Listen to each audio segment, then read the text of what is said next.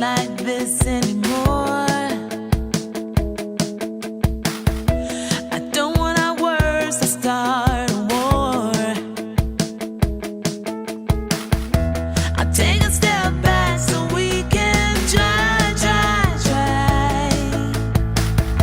to find a solution, you and I.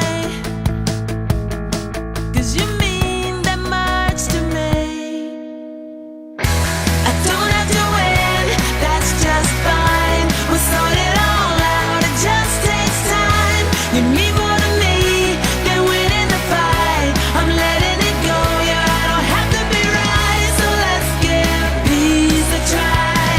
So let's give peace a try. So let's give peace a try.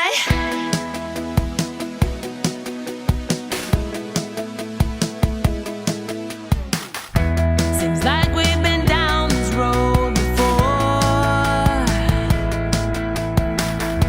It feels like we're always keeping score.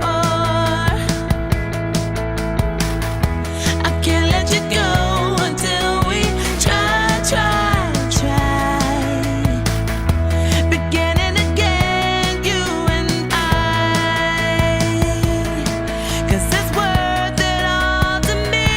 Oh, I don't have to win, that's just fine. We'll sort it all out, it just takes time. You mean more to me than winning the fight. I'm letting it go, yeah, I don't have to be right. So let's give peace a try. So let's give peace a try. So let's give peace a try.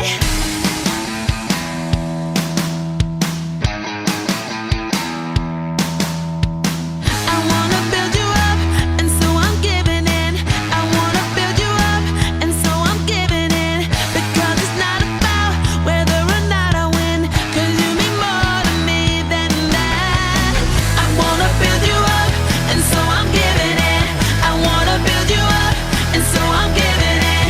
Because it's not about whether or not I win, 'cause you mean more to me than that.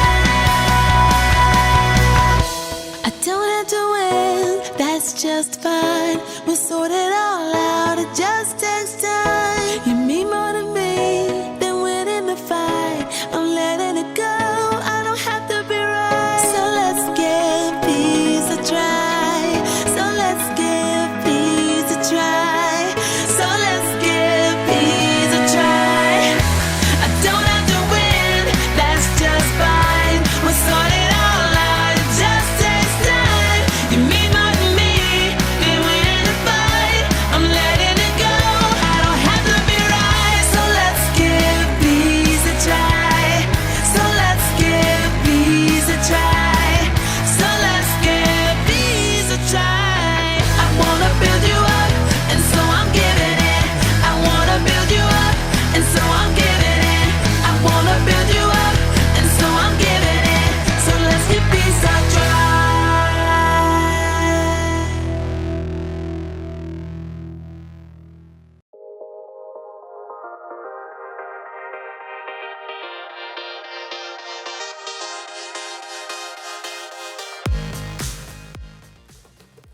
Oh, hold on just a second. And send. Hey everybody, it's me, Jacob. Sorry about that. Had to post about my favorite team. They're playing tonight and they're gonna crush the competition. Crushed. That's what my team's gonna do to your team. Oh yeah! Huh. Excuse me just a second. What? Somebody commented on my post. Your loser team is gonna eat dirt tonight. Oh, I'll show them. I've got the perfect comeback. Oh yeah? Well, your head is filled with dirt. Boom. And post. Jacob, what are you doing? I don't know, Jacob. Maybe we should do this. But Jacob, why ever not? Because this week we're talking about peace. Peace is proving you care more about each other than winning an argument. But I don't want to make peace. I want to get even. There's only one thing that'll help me calm down and make the right choice. A can of chips. Whew. Sometimes, when you want to fight with someone, it's good to focus your mind on something else. So I'm going to focus on building a curvy chip bridge, which requires so much focus, I'll have no room to think about all the insults I could make online. In today's story, we're going to see what a guy named Isaac did when he was insulted. I wonder if they made fun of his favorite sports team.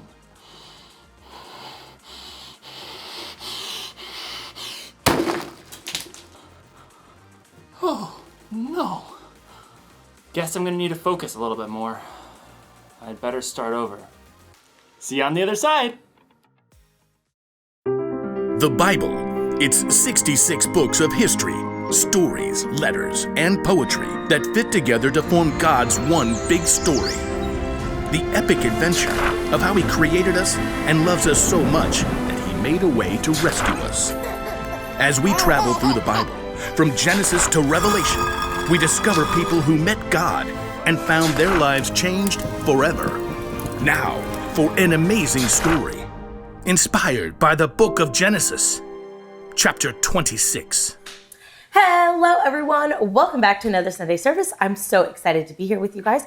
We are continuing our theme in April where it is Reconnect. We're building the bridge and we are specifically talking about peace, meaning we care more about each other than winning an argument. So all month long, we've been talking about peace and how we want to help bring peace in many different situations. Well, today I have a really fun story for you guys. And we're going back to towards the beginning of the Bible. And we're going to talk about a man by the name of Isaac. And Isaac is the son of Abraham. Some of you might remember who Abraham is. He was the man who God called out of his father's land and said, I am going to make a great nation out of you. And if we turn to our Bibles in Genesis chapter 26, verse 4, we find this. I will make your children after you as many as the stars in the sky. And I will give them all these lands. All nations on earth will be blessed because of your children. And that is exactly what we see happening from Abraham to Isaac to Jacob to Joseph and so on and so forth. A couple months ago, we talked about a man by the name of Joseph and his story with the coats and ending up in Egypt. Well, he is the grandson of Isaac himself. Joseph's dad was Jacob, and Jacob was Isaac's son. So through Isaac, through Abraham, we have so many people that God has blessed. And ultimately, we end up with Jesus. Absolutely. Well, Isaac was in the land of the Philistines. And yes, these are the same Philistines that we talk about later with King David. So Goliath, Philistines, all those people, same type of people. Now, Isaac, after he had married and he had his boys, Jacob and Esau, he and his wife were living in the land of the Philistines. Now, in the land of the Philistines, they're kind of mean, they're kind of not nice. But during that time when Isaac was living with them, living in their land, there was a great famine. And a famine means like there was no food, there was no water. However, because of Genesis 26 verse 4, we know that Isaac is blessed by God. So because of that, Isaac was able to have water and food on his particular property. So while they're in the land of the Philistines, everywhere around them is famine. It's barren, it's dry, there's nothing except for on Isaac's little plot of land. So it's like his little house area. And on his house, he was able to find a well, and out came life, out came awesome things. Well, the Philistines got so mad and they realized that he had stuff, but they didn't. So what did they do? Well, they got mad and they went over and they took it from him. They said, you can't live here anymore. You're wrong. We want you gone. So they kicked Isaac out of his house and said, you have to go. And so Isaac packed up his family and he moved again. So we're still in the land of the Philistines. He just moved to a different area. And at the same area, so where he has been living, that water kind of ceased. But in the new area, Isaac had another well spring up. He still had more life and more growth. And of course, what happened? You would be correct. The Philistines got mad again. And so they came after him and they said, no, you have to move one more time.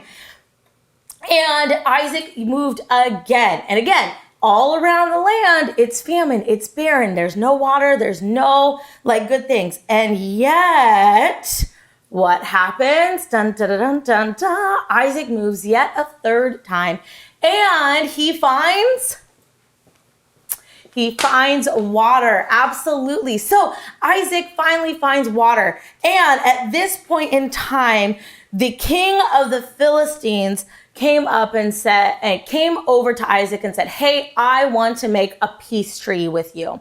I want to help bring peace instead of trying to kick you out again. We're going to de-escalate the situation. Because they kept getting mad. The king kept getting mad at Isaac. His people kept getting mad because only Isaac was able to find water. Only Isaac was able to have good things.